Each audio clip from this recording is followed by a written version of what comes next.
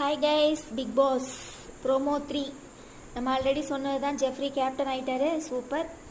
யோ என்னையா வியூஸே போக மாட்டேங்குது. நம்மளும் பிக் பாஸை பற்றி தானே போடுறோம். நம்ம என்ன தப்பாவாக பேசுகிறோம்? எல்லோரும் பேசுகிறது தானே பேசுகிறோம். அப்படியே லைக்ஸும் வர மாட்டேங்குது, கமெண்ட்ஸ் வர மாட்டேங்குது, சப்ஸ்கிரைபும் பண்ண மாட்டேங்கிறீங்க. Okay, done. யாரோ என்னமோ பண்ணிட்டு போகிறாங்க, நம்ம செய்கிற வேலையை நம்ம கரெக்டாக பண்ணுவோம்.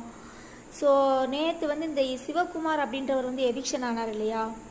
ஸோ அவர் எனக்கு சிவாஜியோட பேரங்கிறதே நேற்று சொன்ன மாதிரி தான், நேற்றுலேருந்து தெரிவிச்சுது.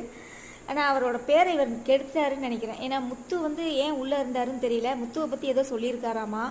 அப்புறம் மஞ்சரியை ஏதோ மார்க் பண்ணார், அதான் ஸ்டேஜில் சொல்கிறாங்க. ஏன் சிவகுமார் உங்களுக்கு இந்த வேலை? உங்களை முதுகுல குத்துனதே அருண் தான். அவனை போய் கட்டி பிடிச்சி அழுதுட்டு போகிறீங்க. உங்களுக்கு நல்லது செய்யணும்னு நினச்சாரு முத்து, அவரை போய் இப்படி பேசிட்டீங்களே. யார் நல்லவங்க யார் கெட்டவங்கன்னே தெரியாமல் இருக்கீங்களே சிவகுமார்.